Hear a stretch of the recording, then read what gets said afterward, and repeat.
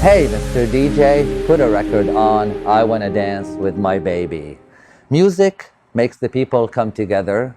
Music makes the bourgeoisie and the rebel, so says Madonna.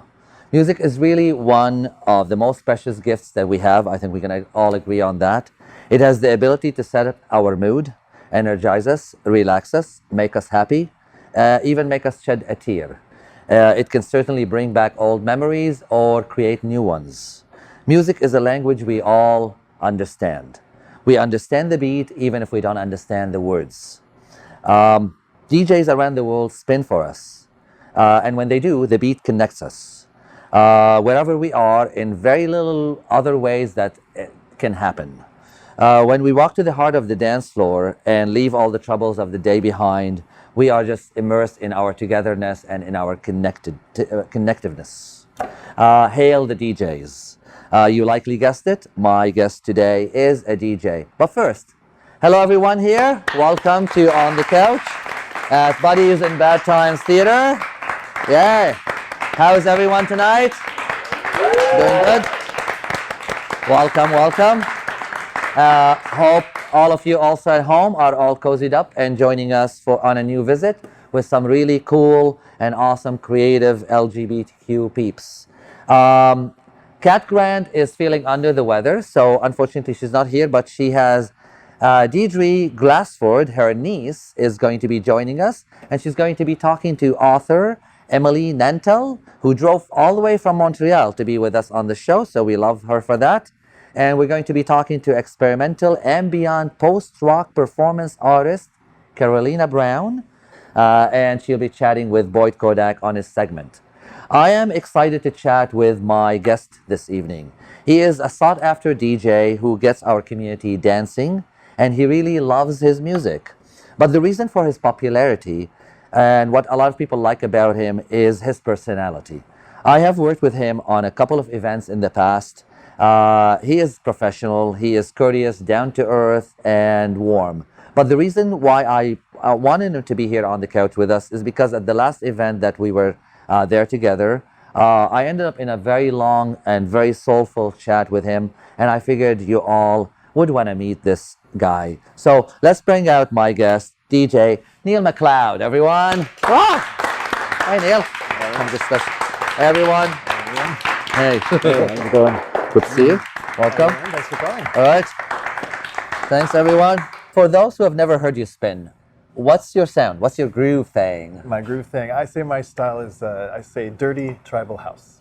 That's sexy. Oh, okay. One of the things you are most known for is your own Wolfpack monthly party. You'll tell me. Where does it happen? When does it happen? And it's in Toronto, right? Yeah. Yeah, so it happens at the Black Eagle, and it's about every 6 weeks. And yeah, it's... So it's less than monthly? Yeah, it's less than monthly, depending on Okay. the availability. Okay. So we just had one, and we got another one just at the end of December. And so how long has it been going? It's been going on for about a year and a half, a little over a Year and a half? Yeah. Going strong? Yes, going strong. All right, nice. Where did the name come from? It's very sexy and hot, and you even have merchandise. I do. So Wolfpack came, there's a lot of talk of the bears and bear parties and bear this and bear that, and somebody called me a bear, and I say I'm not a bear. I don't think. I mean, I'm hairy, so I guess I consider myself to be a wolf. Oh. And so that's why I wanted to make a sort of a party that is it's welcoming to all different types of body types and hair, Nice. and non-hair, and yeah. Nice. Good crowd? Yeah, it's a great crowd. It was a masculine crowd, full, good vibe, Always good full energy. house? Yeah. Nice. Post-apocalypse was your last theme party. That's some serious shit there. It sure is. What happens when you have a theme? Like, is it the decor? Do people dress up? And how do you come up with the theme? Well, it's a little bit of both. So this one, it was right after Halloween, so I thought post-apocalypse. People are still in their costumes, hopefully. Okay. And It fits the season? It fits the season. Okay. So this happened, actually. yeah, we just had it on Friday, just How a was few it? days ago. It was terrific. Yeah. So we dressed the place up with some camo netting. We had construction. We had all Lots of dingy. ghouls and goblins? Yeah, and we had a lot of people dressed up, which was great. A lot of people in theme. Did they? Yeah, they Oh, had cool. the Mad Max kind of outfits going on, so it was really good. Very nice. Yeah. All right. We are going to take a little break, and we are going to visit with our guest, with Deidre, and we're going to be back with Neill MacLeod. So we'll see you soon, everyone. Don't go anywhere. Hello, I'm Deirdre Glassford, and I'm a local theater artist. I also happen to be the niece of Kat Grant, who we are sadly missing today because she's under the weather.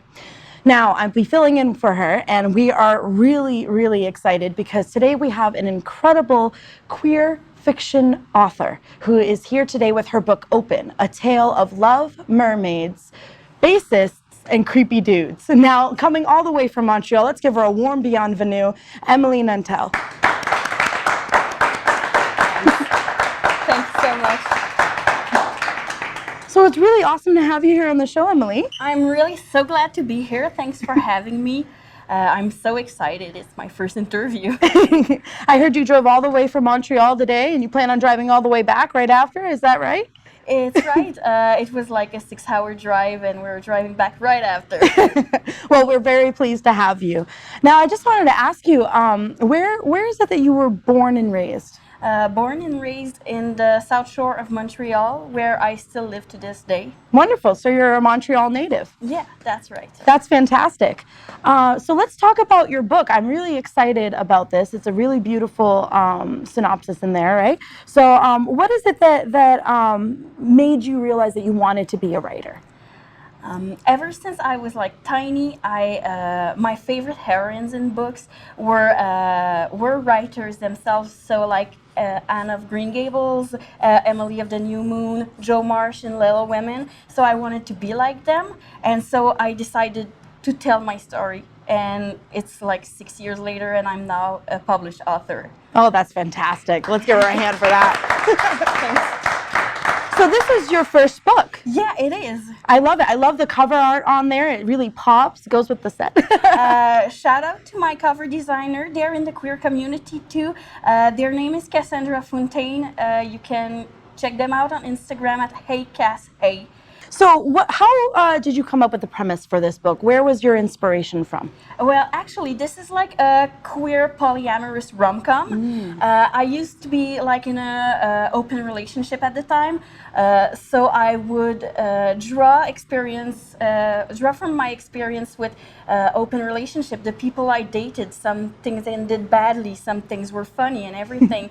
So I thought that would be a nice rom-com. And obviously, since the first draft, things got away from me. This has nothing to do with like my life and experiences, but this is where it came from. Where can we find you? Where can we purchase your book? Where can we find your information? Where should we go? Basically, everything is on my website, emilienantel.com. You can find the links to buy the book, both in ebook and paperback version. And you can find all my socials, Instagram, Twitter, Facebook, all in one place. That's fantastic. Well, let's all give her a nice round of applause. Thank you so much for coming on the show today. Thanks we for really having appreciate me. having you. Thanks so much.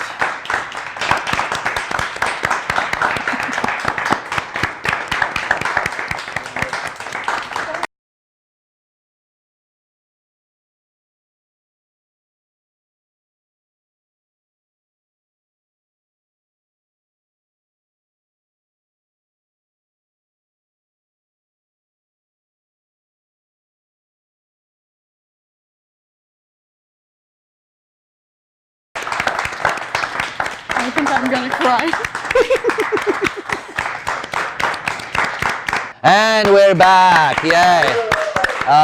Deirdre and Emilie were awesome, and we're back with Neill MacLeod here. Before we get started, Antoine, I wanted to give you a Wolfpack hat. I brought Oh it in, my God. some merch for you. Oh, look at These are that. available at the Men's Room Toronto. You can buy Look at them. that, he's got merchandise. Got it. And Wolfpack at the back, there. Yes. I'll show that, there. A nice clean white one. Yeah. And we also have, I'm wearing now, I have a tank top. I won't take So it you all have, off right now. you have a but lot of different Yeah, products. so tank tops, t-shirts, and hats. Where for can now. they get them, actually? At the Men's Room. Men's in room, Toronto, right? yeah. Oh, cool. All right. Let's dive in. All right. You started DJing in Ottawa when you were studying there. Some of those venues being Atomic, Helsinki, and The Well, where I believe you had a residency, right? Mm-hmm. Then you moved to Toronto and played at spots such as The Barn, Fly, Five, The Government, Comfort Zone. Yes, Holston. Great portfolio. So we're at any of those spots. The lights are down. You're in your DJ booth. The club is packed. The music is thumping. What are you feeling? Well, usually some excitement and some, some little nerves coming on for about 30 seconds before. But then once I start, I'm feeling I'm in my own play world, and I just want to connect with people and share. And that's Nerves. Why nerves? Why do you get nervous before? you know what? I don't know why. It's just before, natural. but it's natural. I think it's good to be a little bit nervous. Otherwise, you're not. You kind of have to keep up the nervousness. Gets the senses going, right? That's right on. When you play, you are playing for us, the audience, and to us, I believe. What are you hoping that we would feel? Well, I'm hoping that my audience, my crowd, feels the need to move and dance. You want to inspire, you want to get them the blood going, and you just want them to feel what you're feeling. Nice. Yeah. We're going to touch on a touchy subject for DJs. I have my opinion on the topic because I have an opinion on everything. Requests or no requests? So, very good question. Yes, good that you asked. But I say, if the DJ or the venue has advertised or suggested it, then by all means, go ahead. You have something planned. You've put a lot of work into the flow and your vision of the night. Okay. So, personally, I'm not really, into the requests because they can be from all sorts of directions. But I say, if I have it, and I can fit it in, I will do my best. But otherwise, you have to put some trust in what I'm doing The DJ, as a DJ and why absolutely. I'm hired. You have also held residencies at Pride Toronto, but played, I believe, at other Pride towns, out of town prides, and other big parties. Give us a rundown. Starting in Ottawa, I was in between Montreal and Toronto, so I had those ties to Montreal. I played there. I played for the Black and Blue Festival.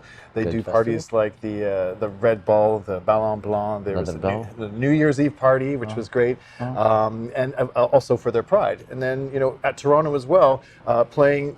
I played in the float for the parade, and I started playing the Beef Ball with Steve Buchek.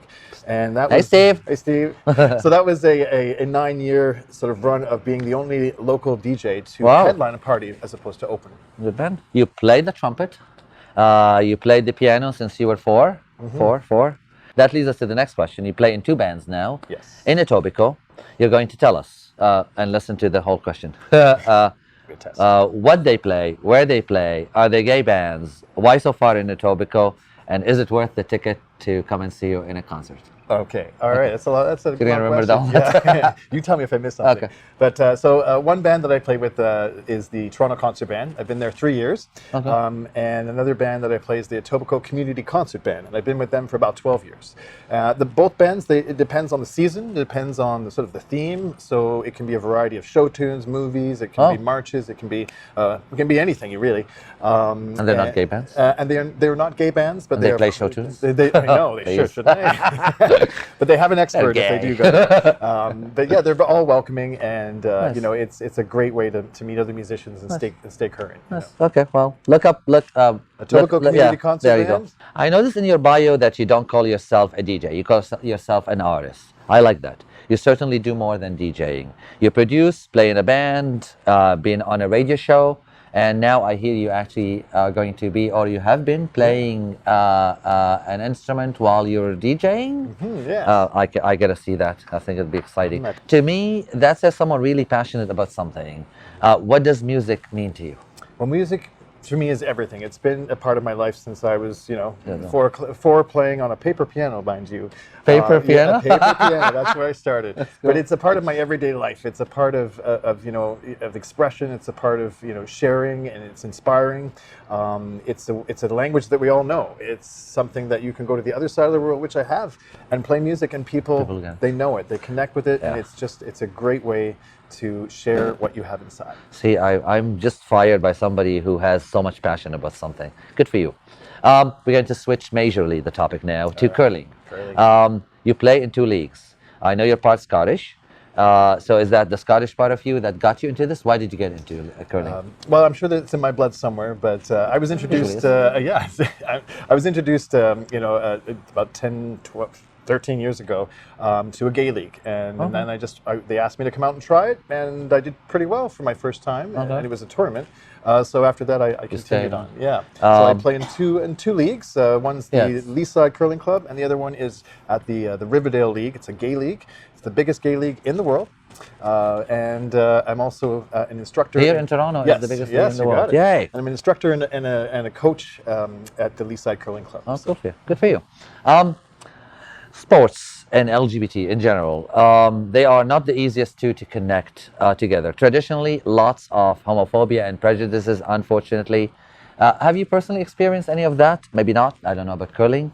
And is that changing, if you know any of that? Well, I've been fortunate enough to not experience that, and I have to say I know it's out there, and I know people have experienced that. But the places that I've curled, especially the Leaside Curling Club, I know I was probably one of the only gay curlers that you could really know was there. But nothing but welcoming, open arms, no judgment, and really just acceptance. And it's great. I have an all-gay team in a sort of straight club, and we've done rather well. And people know us for our curling and not for anything that is preconceived. Interesting. So Actually, it's a great place. maybe sometimes well, I know it's homophobia and that is real in sports, but sometimes maybe you need to give it a try and see if you're comfortable before you judge it. Yeah, have faith because things have changed, and Cool. there's only a few bad apples that will sometimes All right. make it. All right.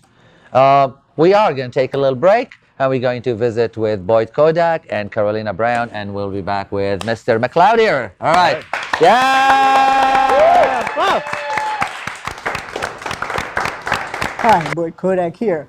I am super delighted to have as my guest on this show experimental, ambient, post-rock performance artist Carolina Brown. Welcome, Carolina. Great to have you. Thank you. Thank you so much. Tell us about experimental, ambient, post-rock. Give us a little.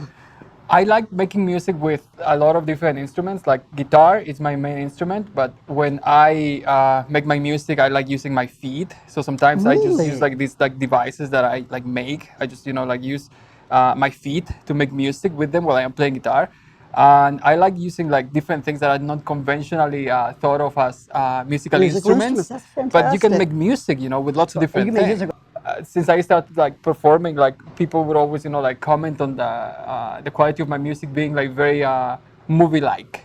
And I felt like, okay, it's about creating an ambient, creating about like an environment. Tells quite a story. Yeah. Okay. So let's get into your music. You just released a new album. Is that correct? I just did. Yeah, back in September. Congratulations. Yeah. So it's available now. It is available now on Bandcamp. You can find it as I Am Brown Music, bandcamp.com, or just Carolina Brown.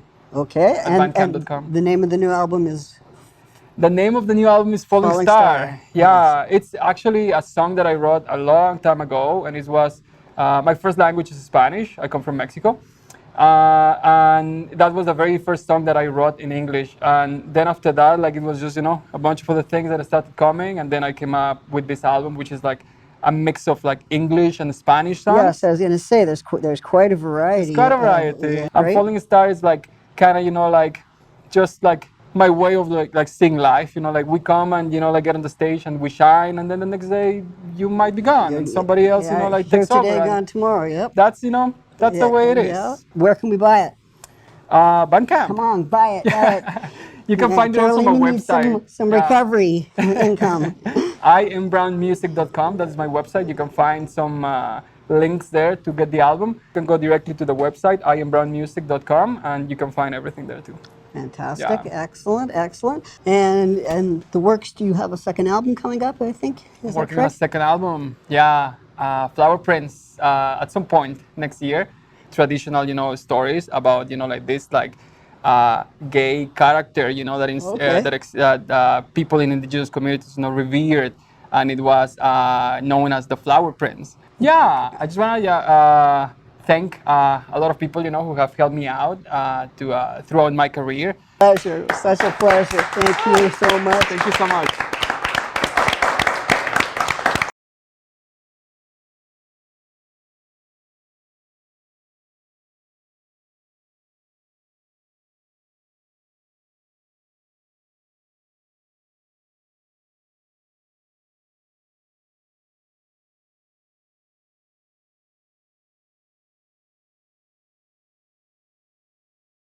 And we are back, and we're wearing our hats. There we go.